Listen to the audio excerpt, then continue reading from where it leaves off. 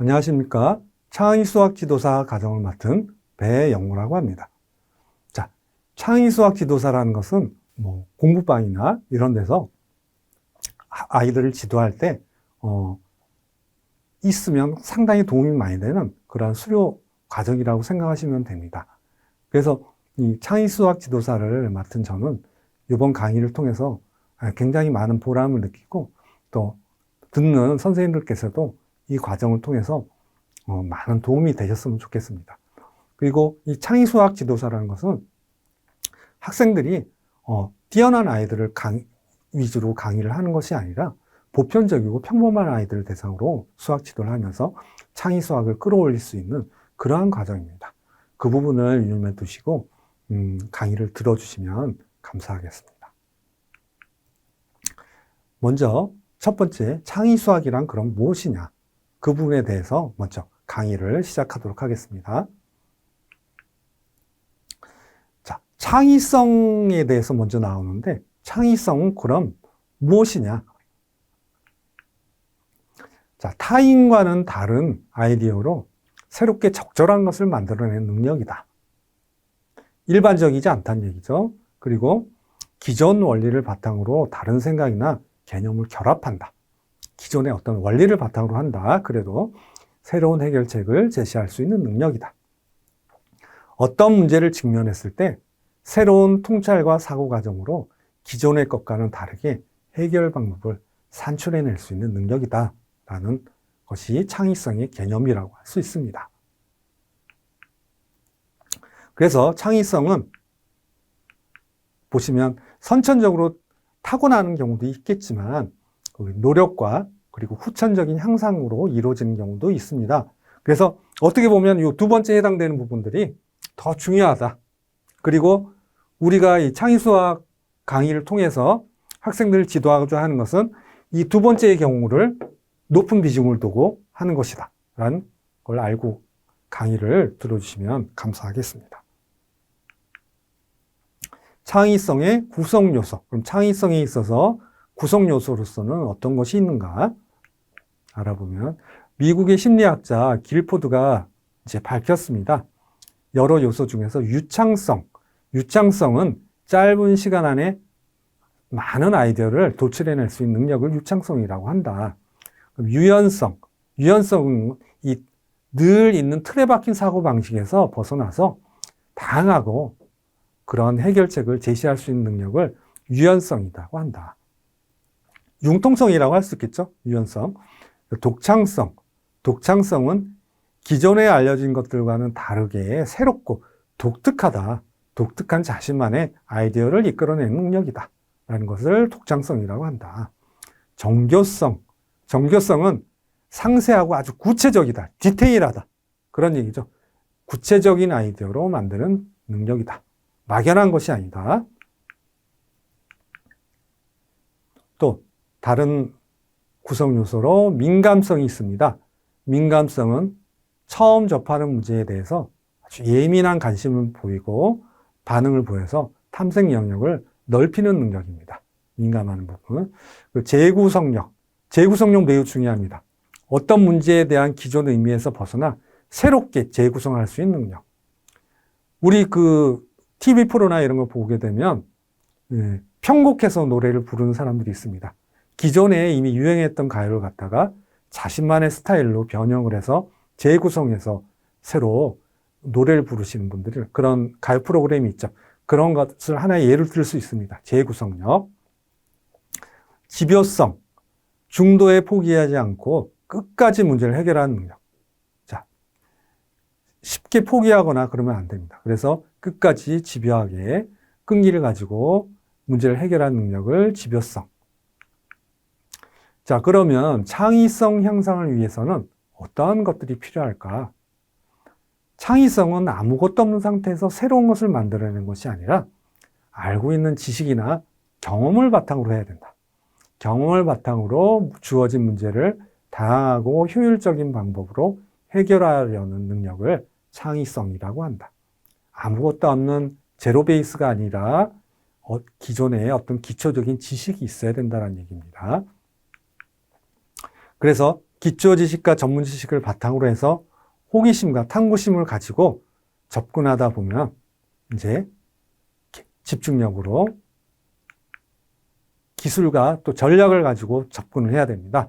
그냥 막연하게 이제 하려고 이제 노력하는 것이 아니라 이와 같은 걸 통해서 이제 우리가 창의성이 생겨나게 되는데, 이 기초 지식과 전문 지식이 어느 정도 배어 있어야 되고, 그걸 바탕으로 해서 호기심과 탐구심, 그리고 집중력까지 배가가 돼서 또 어떤 기술과 전략을 가미해서 창의성을 만들어 나갈 수 있는 겁니다. 자, 두 번째, 창의성이 그럼 수학과는 어떤 관계가 있는지 알아보겠습니다. 자, 요즘에는 수학이 트렌드가 바뀌고 있습니다. 어떻게 바뀌냐? 계산 위주의 과거의 수학에서 이제는 생각하는 힘을 길러주는 수학, 그리고 쉽고 재미있게 배우는 수학. 자, 무조건 어렵고 복잡하고 막 이런 계산력 위주의 수학이 아니라 쉽고 계산이나 이런 부분은 좀 심플하고 쉽게 다가가고 개념을 알려주고, 그리고 개념에 덧붙여서 생각하는 힘을 길러주는 그런 수학으로 바뀌고 있다. 그래서 하나의 답을 찾기보단 과정 중심의 수학을 선호한다. 그리고 수학 지식을 암기하는 것보다는 창의적인 수학, 새로운 이론을, 새로운 개념을 끌어낼 수 있는 학습자가 그러한 창의 수학을 한다. 그리고 문제풀이 위주가 아니라 생활과 실생활과 연관된 그런 개념으로 수학을 배울 수 있도록 한다. 이와 같이 수학 트렌드가 바뀌고 있다는 내용입니다. 그럼 창의성과 수학은 어떤 관계가 있는지 핵심 개념을 통해서 알아보겠습니다. 자, 이렇게 큰 원이 있는데 창의성의 핵심 개념이 상상력, 직관력 쭉 해서 유추 능력, 공간 능력까지, 여기까지가 다 창의성의 개념입니다. 그리고 전통적 수학의 핵심 개념은 이렇게 뭐 계산 능력, 기억 능력도 있고, 여기까지는 다 전통적으로 수학 개념에 해당됩니다.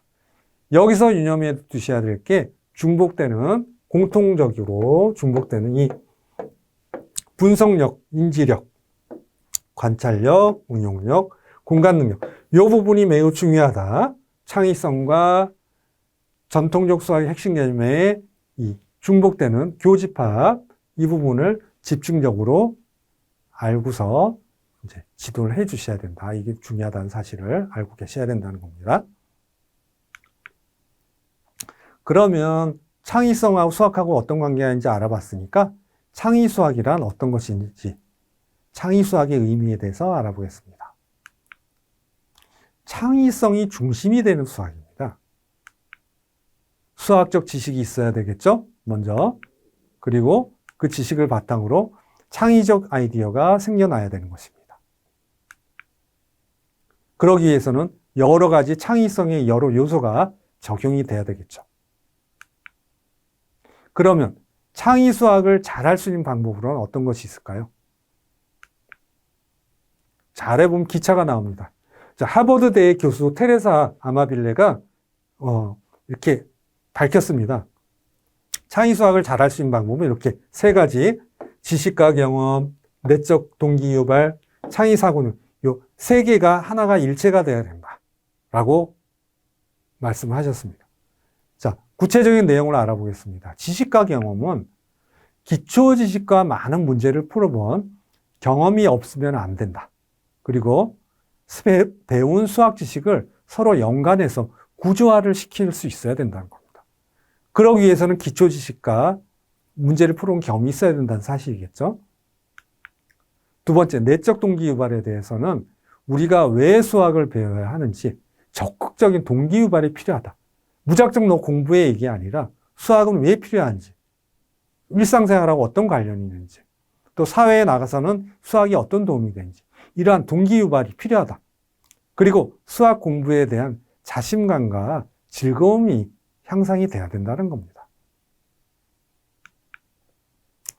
그리고 창의사고 능력은 기존의 풀이 방법에 얽매이지 않고 주어진 문제에 다양한 방법으로 접근을 해야 된다. 창의적 사고 능력이 그래서 향상이 될 수 있다라는 사실이죠. 자, 이와 같이 창의 수학을 잘할 수 있는 방법 세 가지 꼭 유념해 두시고 지도해 주시면 좋겠습니다. 창의 수학을 잘할 수 있는 구체적인 예에 대해서 첫 번째 알아보겠습니다.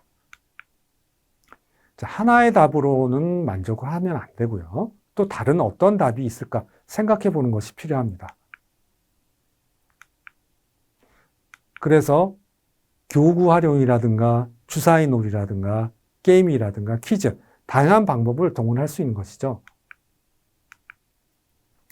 이러한 여러 가지 수단을 통해서 수학의 창의성이 향상이 될 수 있는 것입니다. 또 두 번째, 창의 수학을 잘할 수 있는 구체적인 예에 대해서 알아보면 수학의 기본 원리나 개념을 이제 이해해야 되는 겁니다. 알고 있는 지식과 물론 수학 지식과 반드시 연관이 돼야 되겠죠. 그래서 구조화를 시켜야 됩니다. 내가 어떤 걸 알고 있어. 그걸 갖다가 응용을 해서 순서를 바꾼다든지 변형을 한다든지 그런 구조화도 할 수 있는 그런 것이 중요한 겁니다. 세 번째는 자, 구체적으로 예를 들었습니다. 도형의 변환이라든가 수열 이런 부분들이 일정한 규칙이나 패턴이 추출을 할 수 있다. 자, 창의 수학이라고 해서 무조건 새로운 게 나오는 게 아닙니다. 이런 기초 지식을 통해서 개념을 얻게 되면은 어떠한 패턴이 나오고 규칙이나 패턴이 나오고 이 패턴에 따라서 계속 적용을 할 수 있는 겁니다. 이러한 패턴이나 규칙을 추출해내는데 창의적인 사고가 필요한 것이죠. 이러한 창의적 사고를 통해서 다른 문제를 접했을 땐 같이 적용을 해서 똑같은 패턴으로 문제를 해결할 수 있는 것입니다. 일반화를 시킨다는 것이죠. 일반화를 시켜서 또 이제 네 번째, 풀이 과정을 이제 명확히 익혀야 된다. 풀이 과정 없이 답만 구하는 아이들이 있습니다. 문제를 보고 이제 답은 구해요. 답은 구하는데 내가 이걸 어떻게 구했는지 설명하라 그러면 잘 못하는 아이들이 많습니다. 그래서 지도하실 때는 반드시 학생들한테 그래 잘했어. 답은 맞았는데 어떻게 구했는지 선생님한테 한번 얘기해 줄래? 선생님이 알아듣도록 설명을 해봐. 이러한 과정이 필요합니다. 요즘 트렌드 수학에서는 그것이 필요하고 그렇게 해야지 학생들이 자기가 풀이한 내용에 대해서 더 명확하게 이해를 하고 확인할 수 있는 겁니다. 자, 남에게 풀이 과정까지 설명을 해야 되겠죠. 그래서 완벽히 자신의 것으로 만들 수 있어야 되는 것입니다. 자, 그래서 우리가 창의 수학을 잘 하기 위해서는 지나치게 앞서간 선행학습은 창의 수학에 도움이 되지 않습니다. 이해 부족이 올 수 있습니다. 앞서서 선행학습한다고 해서 나는 초등학교 4학년 때 5학년 걸 배우고 있어. 뿌듯해할 수 있어요. 근데 100%다 알지 못해도 돼. 이러한 자만을 할 수가 있는 거예요. 그냥 5학년 걸 했다라는 거에 대한 자신감으로서 나는 다 몰라도 돼. 그럼 어떤 경우가 생기냐면 이해 부족이 생기게 되고 과부하가 생기게 됩니다. 선행학습하다 보면 진도 위주로 나가기 때문에. 그래서 학습자의 정보 수화력이 떨어지게 되고 결국에는 이해를 못하는데 그냥 겉돌기식으로 공부를 하다 보니까 흥미가 없어지게 되겠죠. 그래서 창의성을 향상을 저해를 한다. 선행학습은. 그래서 수학 개념에 대한 철저한 이해가 필요하다. 창의 수학을 잘하기 위해서는 이게 꼭 필요하다는 내용입니다.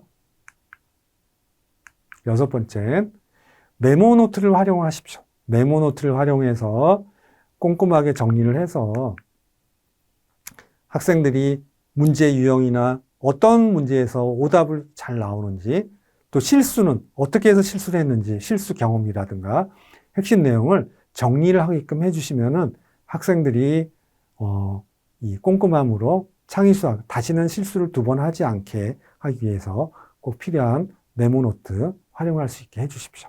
네. 자, 그래서 비슷한 이제 여러 가지 창의수학의 문제가 나왔을 때 문제 해결하는데 이러한 메모가 큰 지름길이 될 수 있는 겁니다. 자, 이번에는 창의수학 지도사의 역할에 대해서 알아보겠습니다. 이번 강의에 있어서 어떻게 보면 가장 중요한 핵심 부분이라고 할 수 있습니다. 자, 학습 대상은 우리가 0세에서 3세부터 잡았습니다. 0세, 3세는 영아라고 할 수 있죠? 영아 아이들인데 그럼 0세에서부터 3세까지 아이들한테 뭐 어떤 창의 수학을 가르치지 하고 궁금해하시는 분들이 계십니다. 이 부분에 있어서는 물론 수학이란 것이 들어가지는 않습니다. 근데 창의 수학을 배우기에 앞서서 기초적인 두뇌 개발이 필요하죠. 뭐 하나의 사물을 보는 관찰력이라든가 또 기억력이라든가 또 집중할 수 있는 거. 몇 초 동안, 1분 동안 집중할 수 있는지 아니면 몇 초 동안 집중할 수 있는지 그리고 추리할 수 있는 거. 똑같은 행동을 장난감을 갖고 놀더라도 여기에 뭐가 있는지 추리를 해서 찾을 수 있게 어디에 있을까 좋아하는 장난감을 뒀는데 찾으러 가는 거. 이것도 하나의 추리일 수 있어요. 저기 있을 것 같아 하고 아기가 찾아가서 딱 찾는 거. 또 추리일 수 있습니다. 이러한 추리력. 이와 같은 것들이 다 창의력 형성 단계 기초가 되는 것입니다. 그 다음에 4세에서 7세는 유아죠. 유아 과정입니다. 수학의 이제 기초 개념이 이제 형성이 되는 단계예요. 그래서 파트별로 나누어 보면은 수연산이라든가 도형, 비교, 분류, 공간, 규칙 이러한 구체적인 용어들이 나타나게 돼 있어요. 그래서 이 구체적인 수학 이제 영역을 기초 토대로 해서 창의 수학의 기초 능력이 이제 형성이 되는 단계다. 4세부터 7세까지. 그래서 분류라는 것은 뭐냐면은 같은 종류끼리 분류를 하는 거예요. 그래서 뭐 탈 것이라든가 그리고 먹을 것이라든가 입을 것이라든가 이런 걸 분류라고 합니다. 그리고 도형은 가장 쉬운 거 동그라미 모양, 세모 모양 도형 그리고 뭐 상자 모양이라든가 굴러가는 기둥 모양이라든가 공간은 위치 파악 능력이죠. 자, 왼쪽 윗부분에 색칠되어 있으면 똑같이 그렇게 색칠할 수 있는 건지 공간 개념 그리고 비교 어느 게 크고 어느 게 작고 어느 게 길고 어느 게 짧은지 비교할 수 있는 거 규칙은 어려울 수 있어요. 근데 훈련하다 보면 또 풀 수 있습니다. 제일 쉽게 접근할 수 있는 방법이 색칠하는 거죠. 색칠 앞에 요만큼 색칠되어 있어요. 그럼 두 번째 칸에도 이렇게 색칠되게 이렇게 색칠하는 패턴을 알려주면서 개념을 익힐 수 있게 해주는 거 이런 것도 규칙이라고 할 수 있죠. 패턴이라고도 표현합니다. 자, 다음에는 초등학생이죠. 초등학생이 1학년부터 6학년까지 있기 때문에 범위가 가장 넓을 수 있어요. 개념이. 그래서 수학의 6개 영역을 고르게 학습한다. 수학이 6개 영역이라는 건 뭐냐? 수화연산, 도형, 측정, 규칙성, 자료화 가능성. 이 자료화 가능성이라는 건 원래 확률과 통계예요. 근데 이 용어가 바뀌었습니다. 규칙성은 규칙에 대한 개념을 심어줄 수도 있고, 이제 무늬라든가 규칙 이런 거 패턴 그리고 시계에 있어서도 규칙성이 나옵니다. 비례식 뭐 이런 부분들도 규칙성이라고 할 수 있어요. 그리고 도형은 이제 평면 도형, 입체 도형 개념 배우게 되고 측정은 이제 넓이를 구하고 길이를 구하고 실제적으로 측정을 해서 구하는 게 측정이고 수화연산은 뭐 덧셈, 뺄셈, 곱셈, 나눗셈, 뭐 분수의 계산 여러 가지 나오겠죠. 이러한 6개 영역을 고르게 학습할 수 있게 되는 것이 학생을 대상으로 할 수 있는 것이고 가장 많은 수학 개념이 형성이 되는 시기입니다. 그리고 창의 수학이 집중 발전 단계라고 할 수 있습니다. 가장 핵심이 되고 가장 집중해야 될 그런 연령이다라는 것입니다. 다음엔 중학생. 자, 중학생은 이제 중학교 1학년부터 3학년이에요. 그리고 학생들은 어느 정도 컸어요. 그리고 배워야 할 수학 개념이 굉장히 많아요. 1학년부터 초등학교 1학년, 6학년까지 배울 학습 내용이나 개념보다 중학교 1학년부터 3학년 배울 내용이 더 많아요. 근데 그 3년 동안 다 배워야 되기 때문에 시간이 없어요. 그래서 효율적인 학습이 이루어져야 돼요. 그리고 또 중요해요. 수포자가 집중해서 발생할 수 있는 시기가 중학생입니다. 왜냐? 배워야 될 수학 개념이 갑자기 많아지다 보니까 힘들어하는 거예요.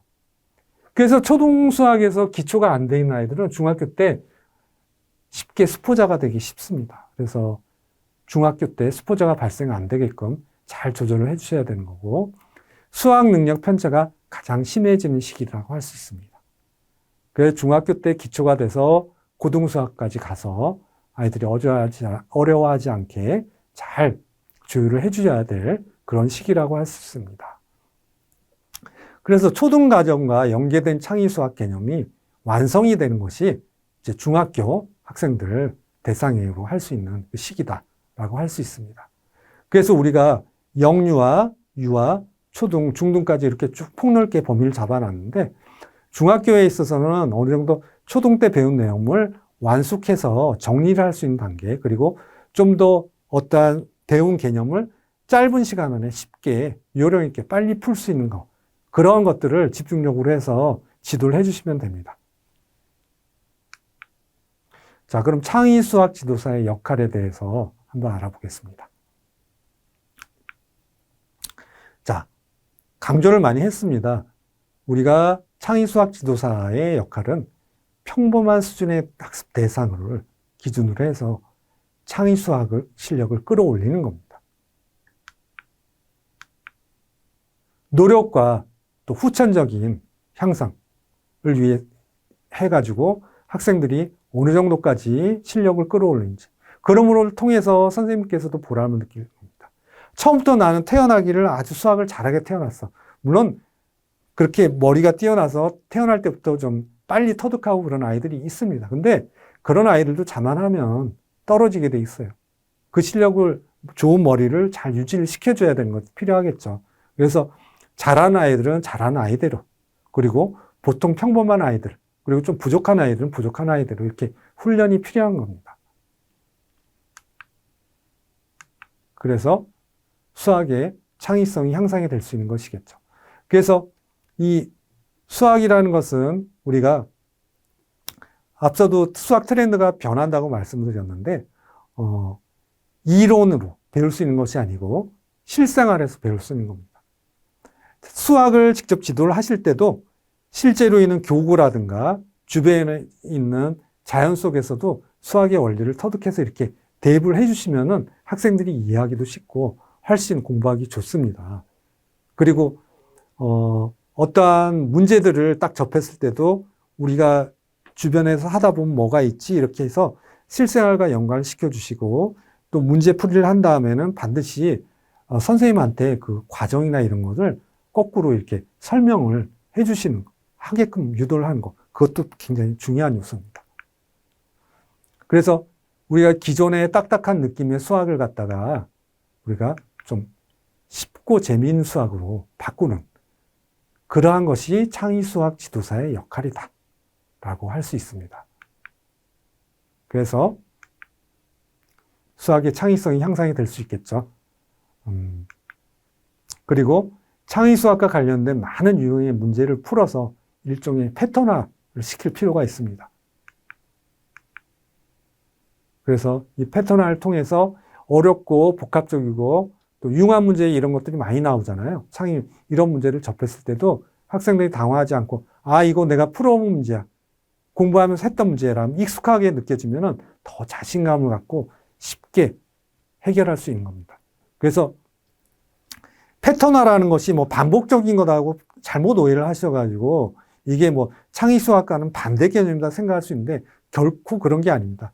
이 창의수학까지 끌어내는 데까지 많은 노력이 필요합니다. 그래서 그렇게 해서 하나 익히게 되면은 이 머릿속에 어느 정도 풀이 과정이 이제 녹아나 있기 때문에 그러한 패턴화를 말씀드리는 겁니다.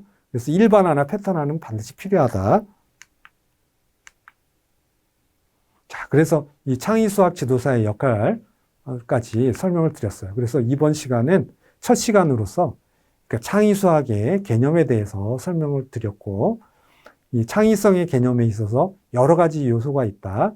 그리고 그거에 이제 통해서 창의성과 수학은 또 어떠한 관계가 있는지, 수학하고 창의성의 공통 분모들은 좀 더 집중해서 꼭 학생들의 능력을 향상시키고 있을 때 꼭 필요한 요소다.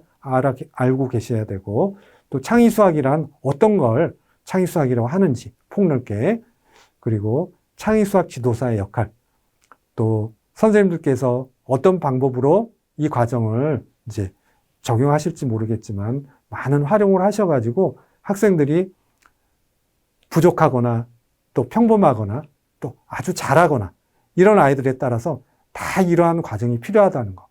잘하는 아이들은 잘하는 아이들을 자만하지 않고, 그리고 평범한 아이들은 평범한 아이들로 뭐가 필요하다고 했죠? 기초 지식과 경험이 필요하다. 일반적인 이론이나 이런 같은 훈련이나 기본 개념은 필요하다. 그걸 토대로 해서 창의수학을 공부할 수 있는 것이라는 겁니다.